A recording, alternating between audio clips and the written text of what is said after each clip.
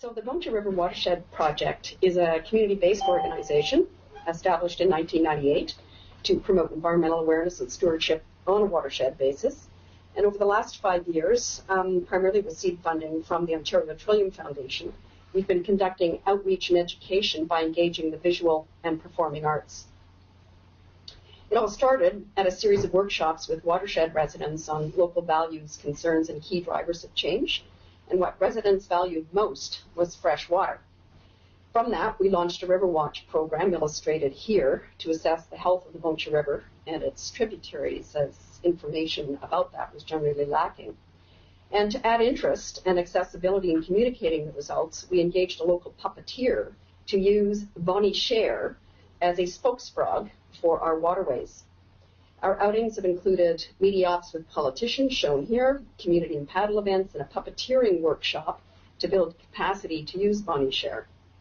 We've also used original river-inspired and watershed-themed poetry by free agent volunteers at watershed events and as videos on the web as a way to connect participants emotionally to their home place. The Algonquins of Pequawknagon have a reserve within the Bonnechere River watershed. And to honor and incorporate this cultural heritage, we have been attending their traditional powwow and engaging Aboriginal artists at our events. To date, we've included Aboriginal storytelling, painting, carving, traditional dance, and drumming. In our community workshops, residents identified the level of local influence and a long or short-term perspective as key drivers of change. Working with a doctoral student at Carleton University, we created 4 stories, thumbnailed here, about the possible futures of the watershed. But as the saying goes, a picture is worth 1,000 words. So we had each future illustrated by a local artist to show the potential consequence of choice. We have now converted the paintings to a display panel to engage at public events about environmental issues and stewardship.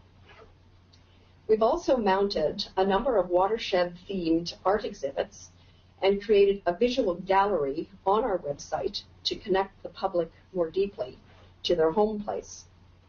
It's enabled us to engage not only with local artists, but also municipalities and the business sector. A number of those artists, along with photographers and outdoor adventurers, have presented in our Nature in Your Neighborhood series at local libraries, a venture we co-sponsored with the Ottawa River Institute. Original art and photographs were included in a Nature in Your Neighborhood guide produced for the Bonnechere River watershed. And here you can see our first attempt to use QR tags as a means to make our visual materials more accessible. The Nature in Your Neighborhood initiative was also our first effort to use video to capture and share community involvement in environmental awareness building and stewardship. We now do our own video, and we've partnered with Community Cablevision through a local youth videographer to produce and broadcast a 4-part video series available on the web. This past year, we commissioned a local performing group, Stone Fence Theatre, for an original musical production. It takes an innovative and fun-filled look at our past, present, and possible futures. Actor and venue costs were fully funded by donations from our local communities.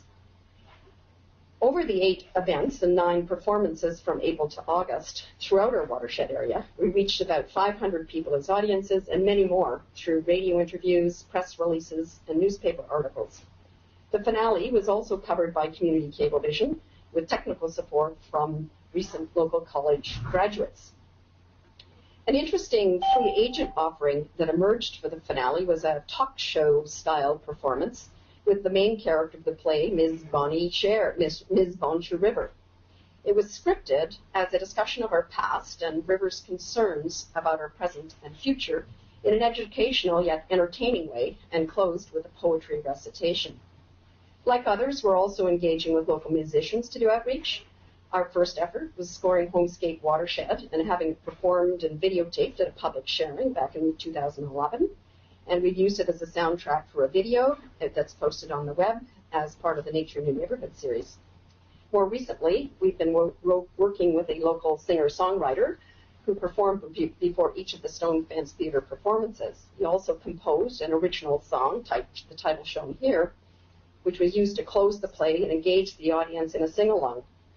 We paid for a recording about the river. We paid for a recording of the song to use for series promotions and as a soundtrack for a paddling video clip. Another commission we've done is using a photographic exploration of themes in our past, present, and again, the possible futures for the watershed. Our intent here is to use this product to continue to motivate discussion with local residents, elected officials, and others about both in person and on the web. The vignettes explore the range of values, perspectives, and choices that have characterized our watershed, and to explore how those might develop into the future, including impacts from climate change. We again use music, this time to evoke the sense of either being a local or from being outside the area. Also this year, we've been writing a monthly column for a local newspaper as a means to increase awareness and understanding of environmental issues for freshwater and for our watershed, and to integrate our engagement with the arts into that learning. We've been teaming with the visual and performing arts with paddle excursions as a Celebrate Our River series. And this summer, we expanded our reach by partnering with one of our local municipalities, but on an event in a neighboring watershed that turned out to be very popular. We engaged with another local not-for-profit to have their 6-person canoes available so that we could expand those who could participate. Our latest endeavor is a paddle on the Bonnechere with a local fiddler. Fiddling has a long and rich history in the Ottawa Valley, and this combination has been very successful elsewhere in Atlantic Canada in engaging a diverse audience in experiencing and valuing their river. Thank you for this opportunity to share on our efforts to help ourselves to a healthy environment.